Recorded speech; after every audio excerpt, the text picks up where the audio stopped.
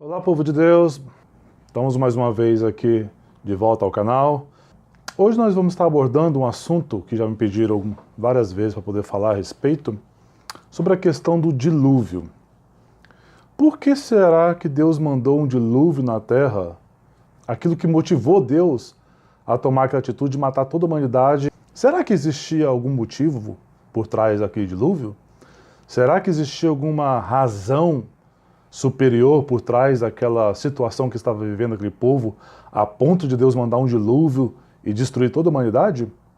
Bom, eu não vou discutir aqui a questão teológica, se foi fato ou não, se realmente o dilúvio aconteceu ou não.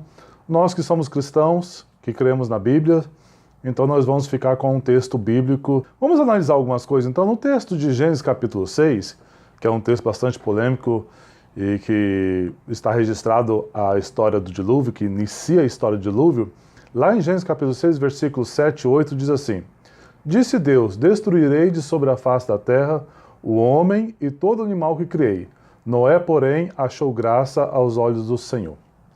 Bom, se você pegar o texto e os versículos anteriores e der uma lidinha, você vai ver que o contexto desse assunto é que naquela época estava acontecendo alguma coisa muito séria naquela população, aquele povo estava praticando alguma coisa muito séria, a ponto de que Deus olhou e falou assim: basta, não dá mais para continuar assim.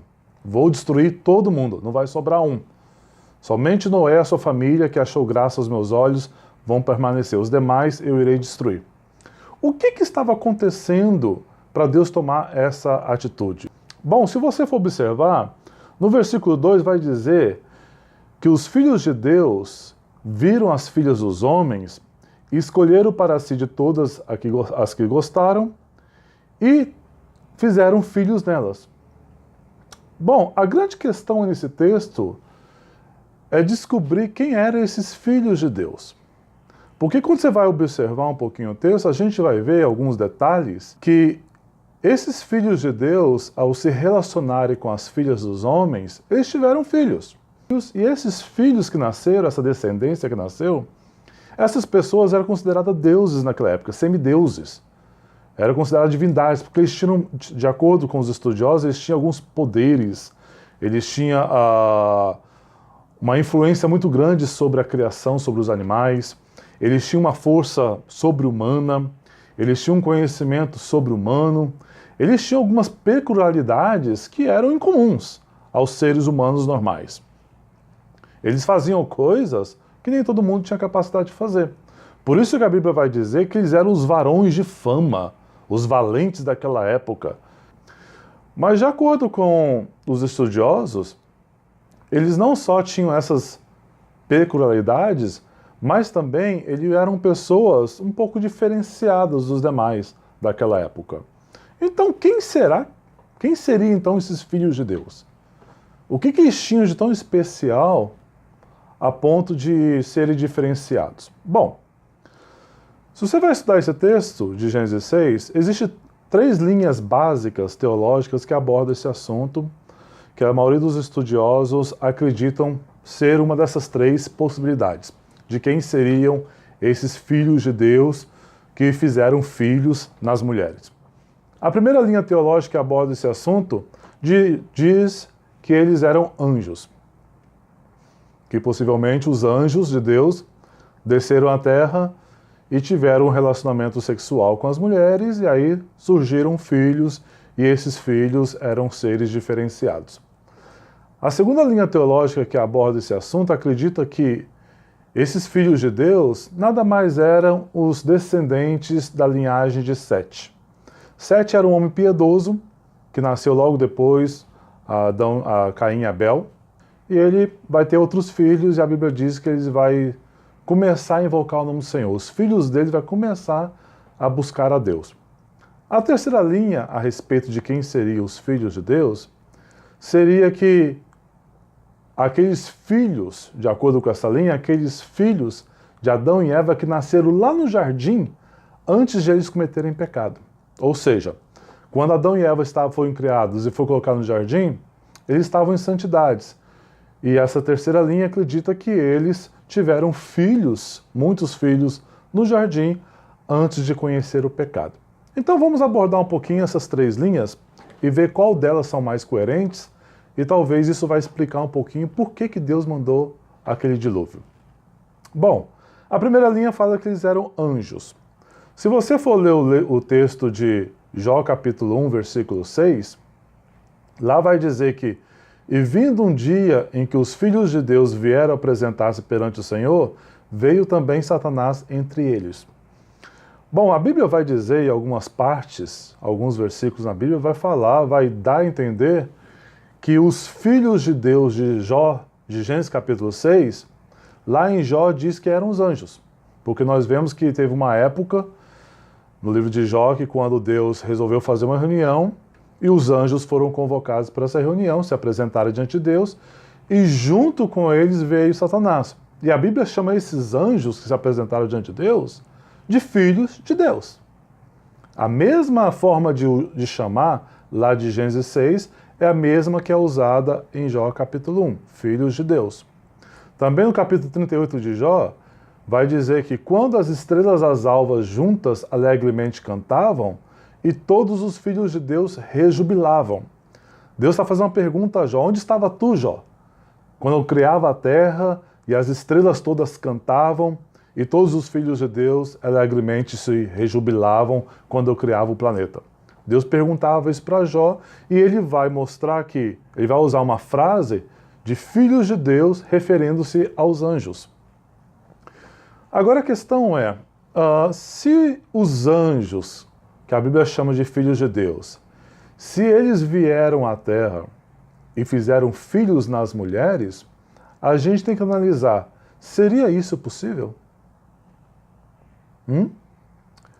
Seria possível os anjos fazer filhos nas mulheres? De acordo com muitos teólogos, seria, porque eles acreditam que, como os anjos têm a capacidade de tomar forma humana, eles acreditam que os anjos tomaram formas de homens e tiveram relações com as mulheres e delas geraram filhos. Bom, uma coisa que a gente tem que avaliar em relação a isso, os anjos estando em forma humana ou não, mesmo que eles tomem a forma humana, biblicamente falando, eles podem sim tomar a forma humana, mas eles não assumem a genética humana. Uma coisa é você ter a forma humana, e outra coisa é você ser humano. A gente nunca vê nenhuma passagem bíblica, e muitas vezes você vê várias passagens bíblicas, quando os anjos aparecem, você vê eles em forma humana, mas não vê eles sendo descritos como humanos. Você não vê isso descrito na Bíblia. Você vai ver, por exemplo, o exemplo lá de Abraão, quando aqueles 3 anjos chegaram, e um deles era o próprio Senhor, era uma teofania ali de Cristo, e 2 dos demais anjos eram anjos que estavam acompanhando o Senhor. E você vai ver que eles não têm expressões nenhuma humanas. Eles não têm atitudes nenhuma humanas, não demonstra remorso, não demonstra arrependimento, não demonstra pena nenhuma por Ló e pela cidade de Sodoma e Gomorra, onde estava ali o Ló, né, que era o sobrinho de Abraão. Quando Deus revela para Abraão que ele vai destruir a cidade toda e todos os seus habitantes, esses 2 anjos que acompanhavam a Deus, eles não demonstram nenhum tipo de sentimento humano. Eles não demonstram nenhum tipo de comportamento humano.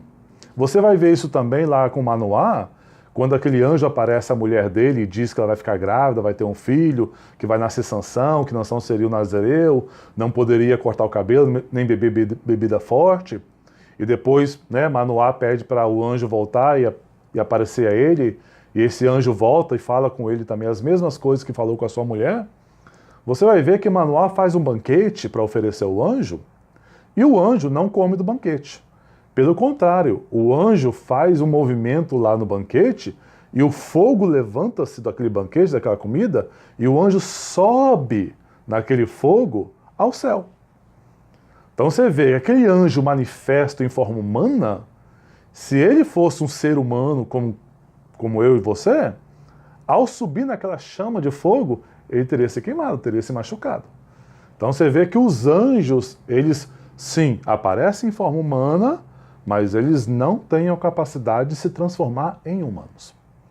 Então cai um pouquinho por terra, fica um pouquinho difícil de acreditar que os anjos de Deus, que são santos, que não podem pecar mais, que não cometem pecado, possam ter cometido um pecado de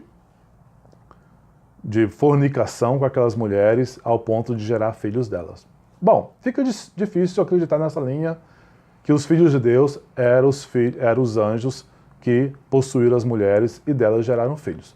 Porque seria uma aberração esses filhos. Imagina, ser humano com genética de anjo, seria uma aberração, né?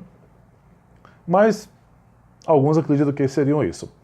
A segunda linha acredita que eram os filhos de Sete. Em Gênesis capítulo 4, versículo 26, vai dizer: "E a Sete também nasceu um filho, e ele o chamou de Enos. Então se começou a invocar o nome do Senhor." Bom, essa segunda linha acredita que os filhos descendentes de Sete, pelo fato de eles começarem a invocar a Deus, buscar a Deus, por causa disso, né, os seus filhos seriam a linhagem piedosa, e esses filhos é que geraram a situação que estava acontecendo lá no dilúvio, a ponto de Deus mandar o dilúvio sobre a face da terra. Se você for fazer uma análise mais precisa sobre esse texto, você vai ver que os Sete e os seus filhos eram seres humanos como todos nós, né? Eles tinham também a semente do pecado de Adão, seu patriarca. Eles eram homens normais como nós, não tinha nada diferente. Então esses filhos de Sete, tendo relacionamento com as filhas dos homens, gerando crianças, seriam crianças normais como são as crianças de hoje, crianças que têm a semente do pecado original de Adão. Então, possivelmente, não vejo muita coerência de dizer que esses filhos que nasceram ali em Gênesis 6, que levou Deus a tomar uma atitude de destruir o mundo, toda a humanidade, com o dilúvio, porque alguma coisa muito séria estava acontecendo ali, a questão dos filhos de Sete ter relacionado com as mulheres não faria diferença nenhuma, porque seriam seres humanos normais. Os anjos, com as mulheres, até faria sentido, mas eu não creio que anjos de Deus possa gerar filhos em mulheres, porque eles não têm a estrutura biológica humana. Mesmo que eles se manifestem em forma humana, eles não possuem a estrutura biológica humana, eles não são humanos. Eles apenas se aparecem, se transformam em seres humanos, em forma humana, para poder conversar, não serem agressivos, não assustar o ser humano, porque o ser humano, quando vê um anjo, ele se assusta. Às vezes quer adorar, ou às vezes tem pavor. Você vê várias referências bíblicas, quando um anjo apareceu a um homem, alguns desmaiam, outros ficam apavorados, outros ficam com medo, né? Então os anjos realmente, embora eles sejam criaturas maravilhosas, mas assusta às vezes. A gente não está acostumado em vê-los. E a terceira linha, que vai falar sobre essa questão de Gênesis 6, quem seriam esses filhos de Deus, é os filhos, é aquela que acredita que os filhos de Adão e Eva, que haviam nascido lá no Jardim do Éden, esses filhos resolveram, tempos depois, sair do jardim e quando viram as mulheres, resolveram ter relacionamento com elas. Bom, essa é uma linha bastante complexa, porque quando a gente não escuta muito falar que Adão e Eva possivelmente têm tido filhos lá no Jardim do Éden. A gente quase não escuta ninguém falar sobre isso.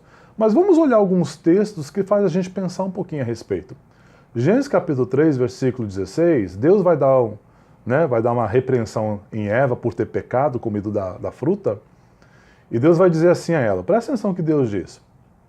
E disse Deus à mulher, multiplicarei grandemente as tuas dores de parto e a sua gestação. Com dores terás filhos, e o teu desejo será para o teu marido, e ele te dominará. A pergunta que a gente deve fazer em relação a esse texto é, se Eva nunca tinha tido filho, se Eva nunca conheceu o que é ter um parto, por que Deus diz para ela que vai multiplicar as dores de parto se ela nunca experimentou isso?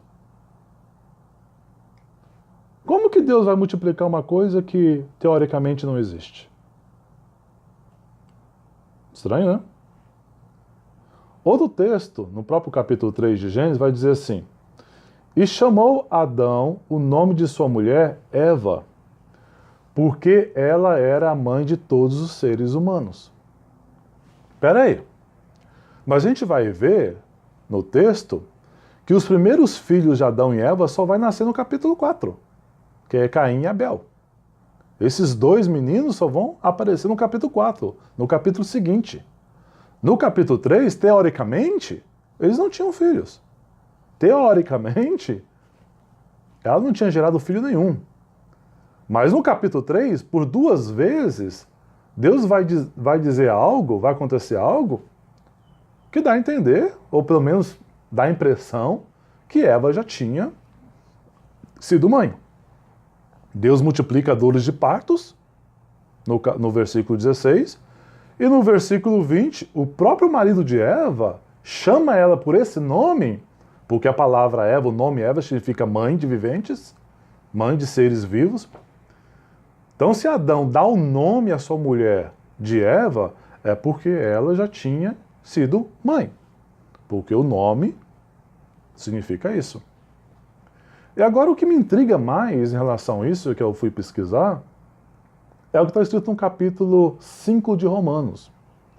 Se você vai em Romanos capítulo 5, versículo 14, tem um texto lá que é intrigante.